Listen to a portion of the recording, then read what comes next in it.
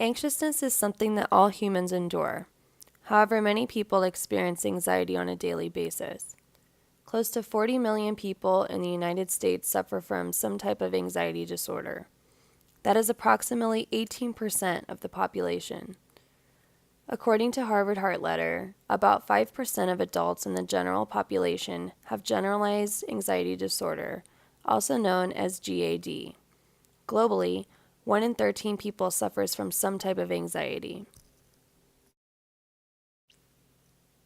So what is anxiety disorder? According to Medical News Today, anxiety is defined as a general term for several disorders that cause nervousness, fear, apprehension, and worrying. These disorders affect how we feel and behave and can cause physical symptoms. There are several types of anxiety, and the symptoms can range from very mild to very extreme. Anxiety is a very broad term, and there are many forms in which the disorder can take place. Examples include generalized anxiety disorder, social phobia, panic disorder, agoraphobia, post-traumatic stress disorder, obsessive-compulsive disorder, and phobias. These types of anxieties do not only affect the psyche, they also affect the body physically. Anxiety disorder can cause physical pain, along with dizziness, cramps, chest pain, tachycardia, disassociation, numbness, insomnia, irrational fears, trembling, chronic indigestion, panic, and various other symptoms. Panic attacks cause the individual to feel trapped in their own body with no ability to escape. Fears of impending doom can last anywhere from 5 minutes to several hours. Anxiety can be overlooked by many, causing people to believe that people are overreacting and should just calm down. However, when somebody is in the midst of a full-blown panic attack, they are physically incapable of letting the fear go right away. The physical and emotional stress one can go through can be so intense and terrifying that you feel like death is upon you. It is not all in the individual's head. According to Dr. Margaret Warrenberg, anxiety works on a feedback loop. When the body becomes tense, the brain reacts by causing sensations of worry. When your unconscious brain says there is something to worry about, your body kicks it into higher gear, and this cycle continues on and on. Generalized anxiety disorder affects 6.8 million adults, or 3.1% of the United States population, in any given year. GAD is categorized by relentless and excessive worrying. People suffering from GAD may anticipate the worst in everyday life situations, while simultaneously finding it difficult to curb and control their worrying, even over the most trivial things. The sense of doom and misery, accompanied by severe agitation, can prevent a person from fully participating in life. Constant stress and worrying takes a huge toll on the mind and body, leaving people exhausted and depleted of all their energy. Unfortunately, people who suffer from GAD tend to have poor sleeping cycles, causing further exhaustion and irritability.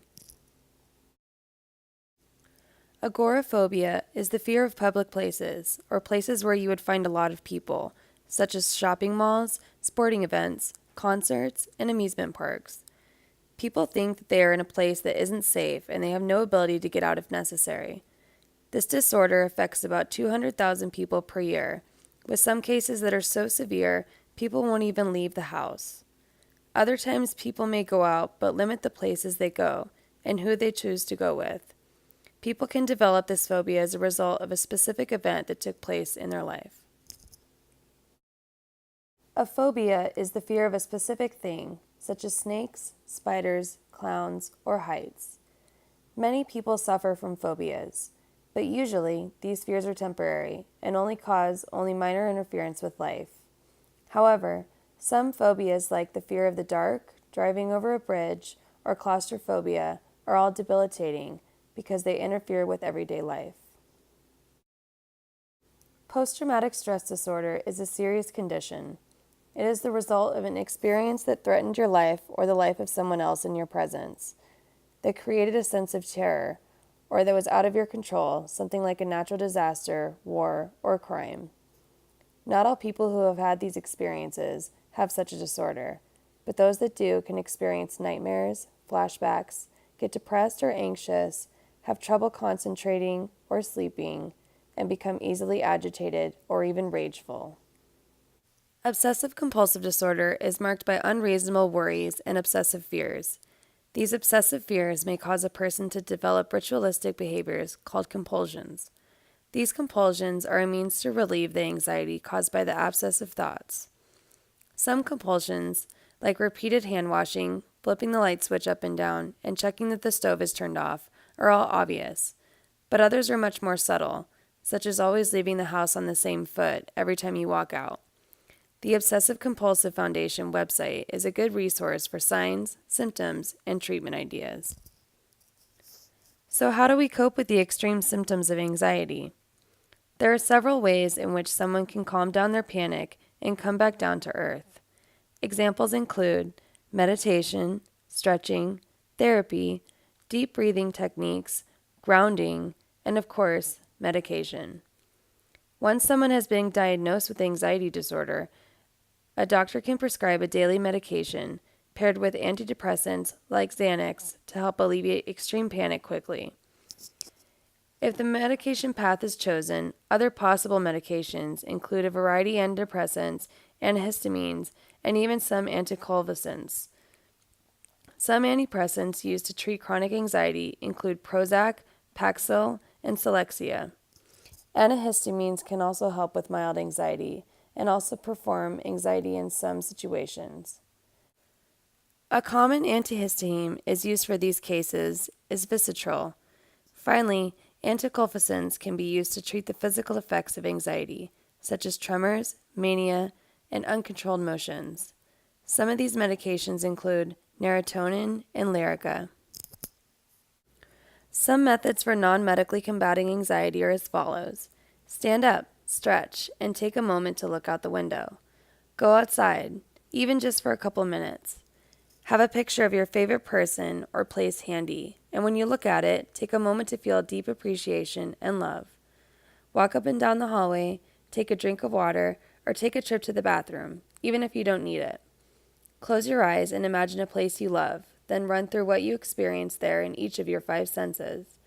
By the time you set the scene, it will be about 2 minutes, and you can come back to the present with the feeling that you have had a small break.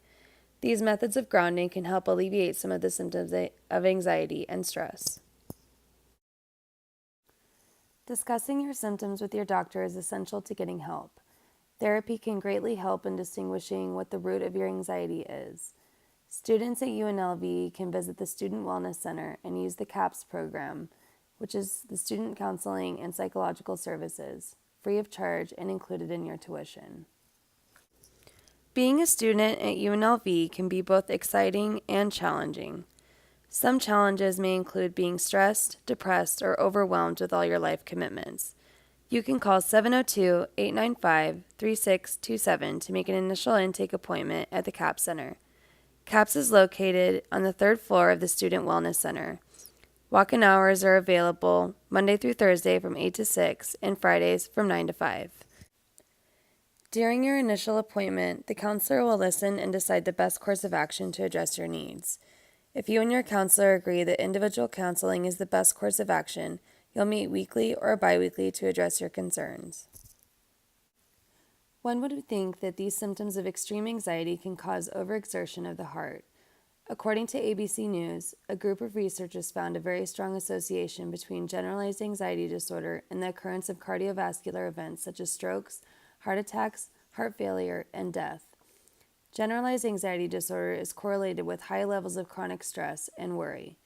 Because the cortisol, aka the stress hormone, is being elevated for long periods of time, it can lead to an increased risk of heart disease.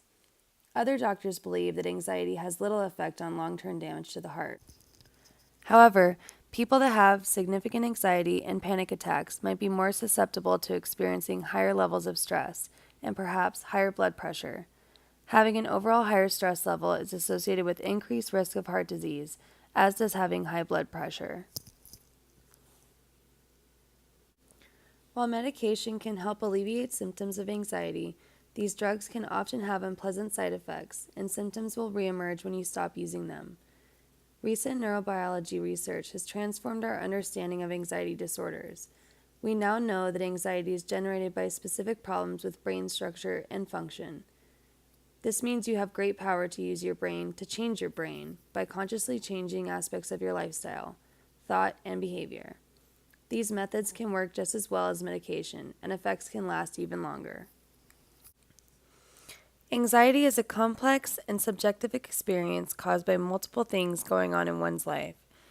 Anxiety's effects have a diverse set of symptoms that include physical, emotional, behavioral, and cognitive components. While mild anxiety is relatively normal and beneficial, it becomes a problem when the duration is longer than it should be and the balance of life is interfered and disturbed. We all experience anxious situations from time to time, and depending on the situation, we all experience different levels of anxiety.